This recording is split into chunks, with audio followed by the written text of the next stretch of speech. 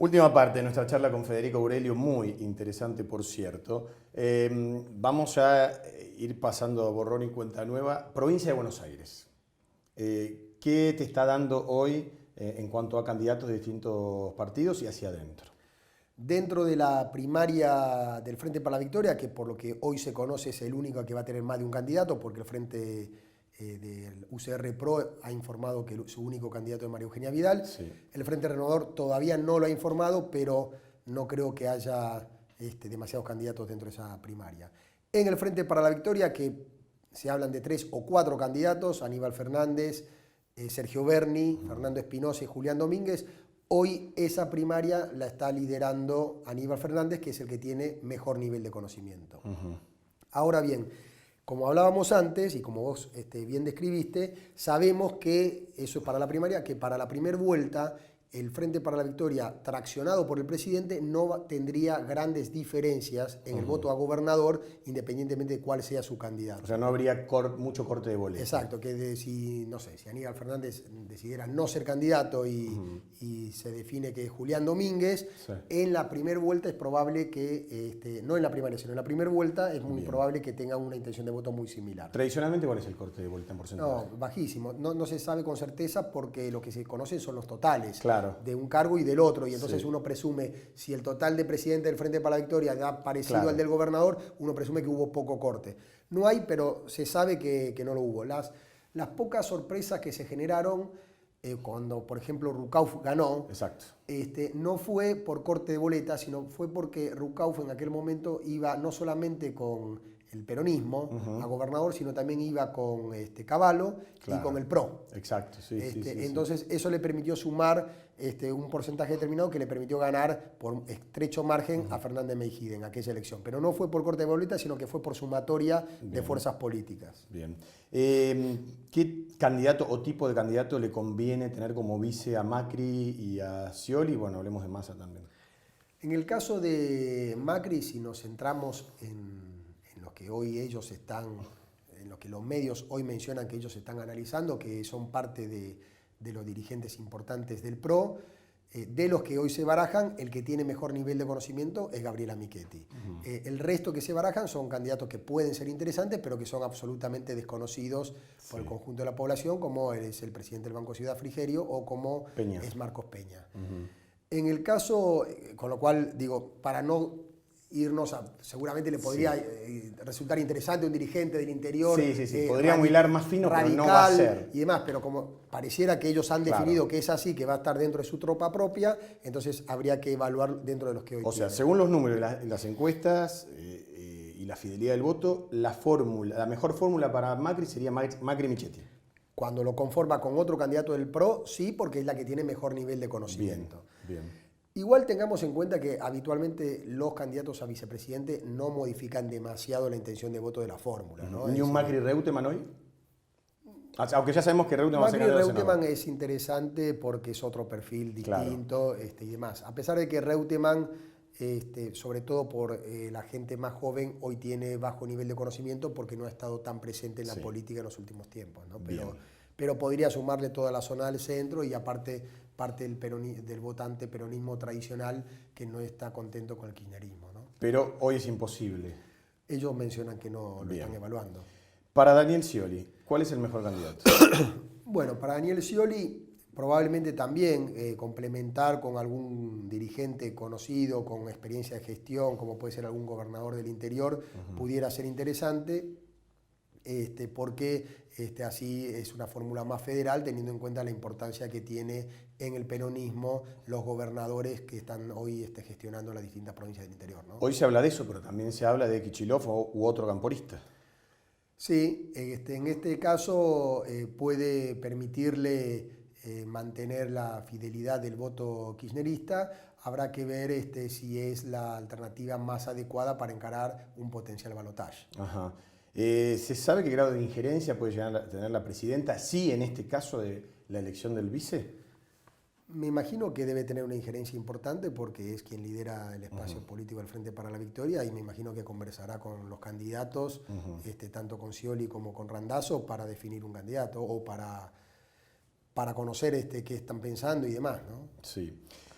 Pasadas las PASO, valga la redundancia, ¿no? Como ya tenemos supongamos que tenemos ya la fórmula, Macri, Michetti, Scioli con quien sea. Con Gioja, por ejemplo. Sí, vamos a ponerle con Gioja. A partir de allí empieza ya la campaña de quien va a ser el candidato del Frente para la Victoria. La gente demanda, en este caso te hablo de Scioli porque lo de Macri ya es algo conocido de cómo va a actuar, qué opina y que quiere convertirse en la fórmula totalmente pura pro. Pero siempre a Scioli se le demandó un poquito más de autonomía, de vuelo propio. El tenerlo sin chocar contra Cristina, ¿podría sumarle esos votos independientes que está necesitando para ganar en primera vuelta? Absolutamente. La impronta propia es un requisito que el electorado solicita a todos los candidatos de todas las fuerzas políticas. No solo a Scioli, a todos. A todos. En el caso de Scioli, que muchas veces ha sido acusado de su dependencia con la presidencia, seguramente va a tener que trabajar mucho mejor su capacidad de autonomía, su impronta propia y demás, y que no va a ser un muñeco de la presidenta. Seguramente eso lo va a tener que demostrar a lo largo de la campaña para que los argentinos vean que puede tener una capacidad no solamente de continuar con lo que se está haciendo, sino de modificar todos aquellos problemas que están muy preocupados los argentinos, ¿no? ¿Cuáles son los problemas por los que estamos preocupados? ¿Qué dicen las encuestas? Mira, claramente está la inflación y la inseguridad en el tope de las preocupaciones. También en muchas ocasiones surge la preocupación por la corrupción y después a lo largo de los distritos municipales o provinciales tienen distintas problemáticas, ¿no? ¿Es lo mismo preguntarte cuál es el criterio por el cual se va a ir a votar o hay otros fenómenos que van a definir este voto? Es un factor muy importante para la gente, quien consideran que tienen más capacidad para resolver o para encarar los problemas que más les interesa. Es decir, que siempre se ha escuchado, y es cierto, que existe un voto por conveniencia, ¿no? Que por ahí cuando Cristina en el 2011 ganó con el 54%, que tenía parte de la impronta de la cuestión afectiva por el fallecimiento que había tenido su marido el año anterior y demás. Porque un mes antes del fallecimiento de Néstor Kirchner medía entre 15 y 20 puntos su imagen. Bueno, según tengo, y se hablaba... Nosotros, de acuerdo a nuestras mediciones... era bajo, honesto. Era menor que el que tuvo después, pero ya había venido en crecimiento desde la derrota electoral del 2009 en el oficialismo hasta el festejo del Bicentenario en mayo del 2010, donde ahí se empezó a equilibrar las valoraciones. Pero uno de los factores que incidió mucho en el voto de Cristina, aparte de la cuestión afectiva, en aquel momento, en el año 2011, 2 de cada 3 argentinos valoraba positivamente su situación económica personal.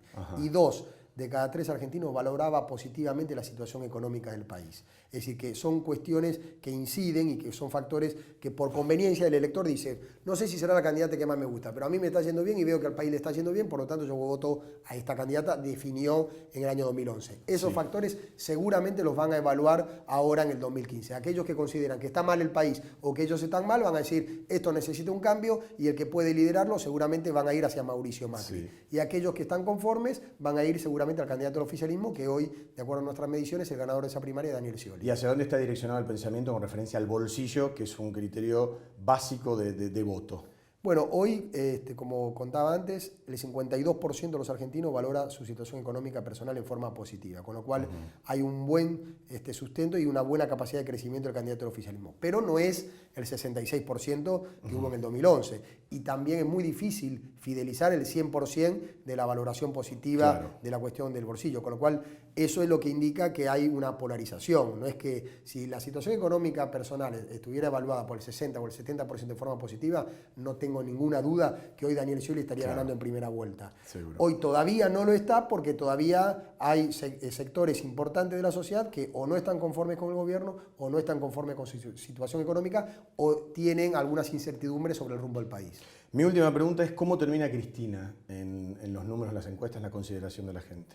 Bueno, ella viene tuvo desde el año 2011, ella estaba con una valoración muy buena, de 2 de cada 3 argentinos la valoraba positivamente, cayó abruptamente durante los primeros meses de gestión, en el año 2012, en aquellos meses donde se hablaba, inclusive el mismo gobierno, de la sintonía, de los ajustes de sintonía fina, ahí toda esa expectativa positiva que se tenía sobre la situación económica se desmoronó, pero como venía de valores muy positivas, llegó a una valoración equilibrada.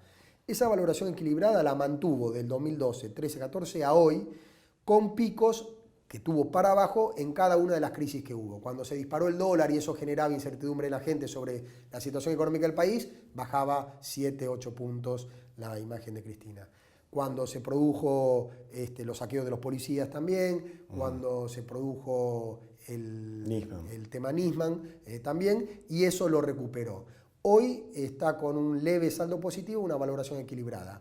En la gestión, a nivel personal, está un poco mejor. Es decir, con lo cual creo que, como vos contabas antes, si no se espera ningún conflicto importante, ella se va a ir con esta valoración que es positiva después de tantos años de gestión, o inclusive con un poquito mejor de imagen. Y mejor que desde el reavivamiento de la democracia para acá, todos los demás candidatos. No sé Duhalde, pero... Duhalde había iniciado su gestión en un marco de una crisis brutal, con una... no creía nadie en la dirigencia y había una muy mala valoración de toda la dirigencia. Él creció muchísimo, claro. Pero igual no tenía los valores que hoy tiene Cristina, porque seguía a la gente con el impacto de la crisis del año 2001, ¿no? Federico, bueno, ha sido muy interesante, y como las encuestas son dinámicas y van cambiando y dependen también de la coyuntura y de mucho de lo que pase, te vamos a seguir invitando. Con todo gusto. Sí, fundamentalmente después de las PASO. Gracias por haber estado aquí en nuestra red de Guillermo. radios. Gracias. Red de Radios de la Provincia de Buenos Aires. Llegamos a vos. Llegamos a todos.